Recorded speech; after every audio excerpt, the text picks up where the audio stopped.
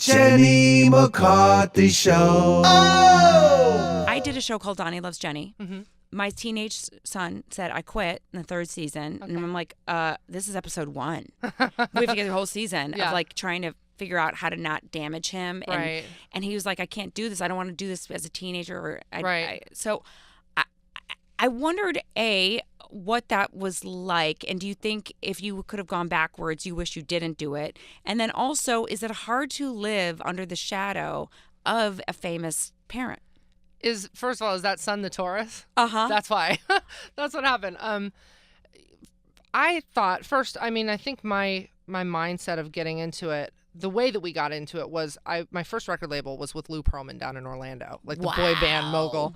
And I was 13 and the Osbournes were on and he was like, this is the new way. It's the new platform to help your music. We got to get you a TV show. So that's why the TV show spawned. So my motivation was always my music. It was coming from a pure place of trying to help something that I really love. Right. So I would do whatever it took to help my music. So that was what kept me going.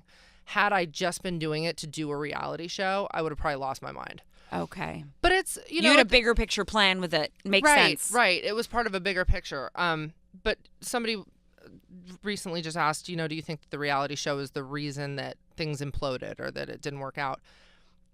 First, as a kid, it is overwhelming. It's a lot of work and it's a lot of things going on at the same time.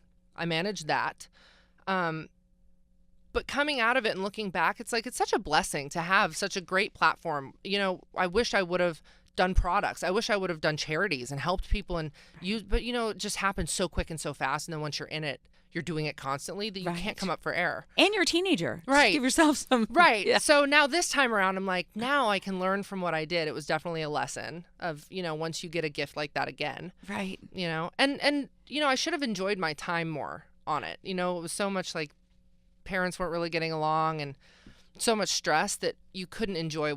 I'm working with my family and we're in this big, awesome house and we're in Miami and we have a TV show and we're friends with all the camera crew. Like, it should have been more enjoyable. That makes total sense. Now, as any kid who had parents that broke up, much like my own, did you find any, like, how we blame ourselves? Did you get any of those feelings? Not really so much blaming yourself, but really trying to navigate.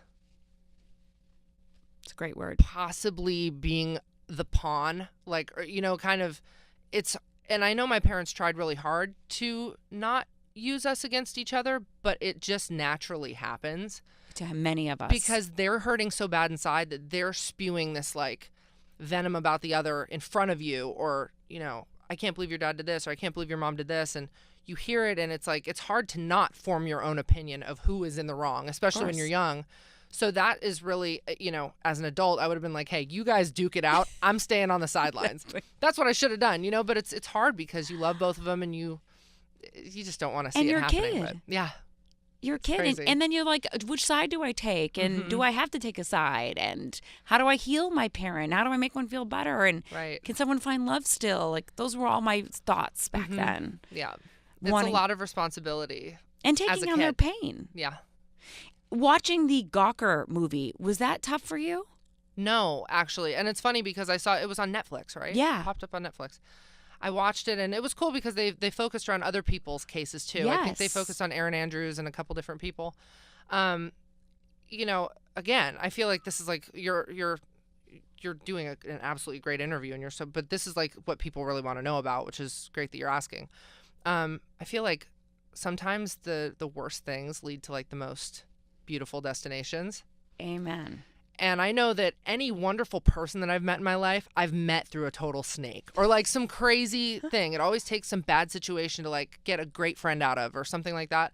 I told my dad, I'm like, people aren't stupid, Dad. I know you messed up, but people can sense that you're a good guy, that you're a good man.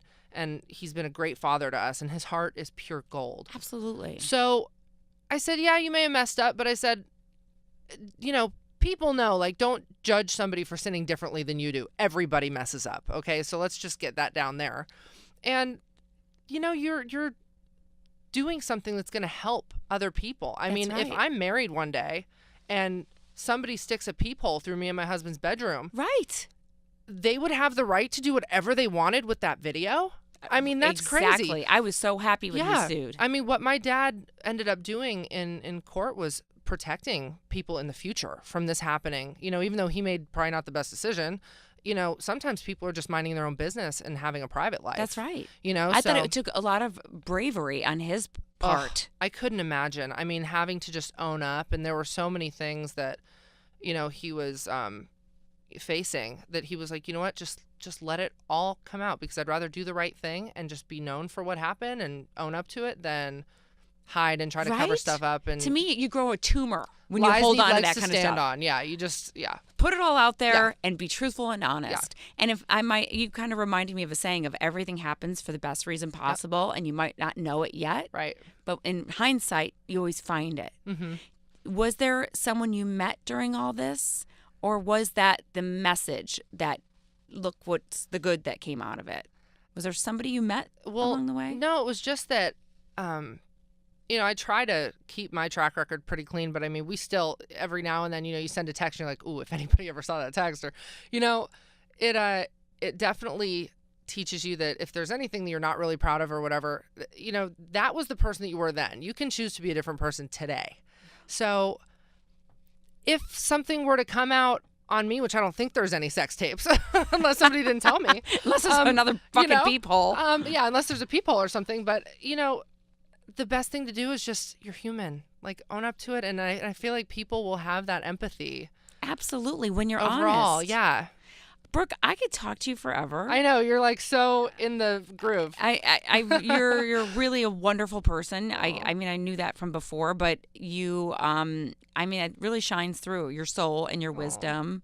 And I think that you're the rest of your career, it's going to be guided, just like you said, You're so sweet. into higher and higher.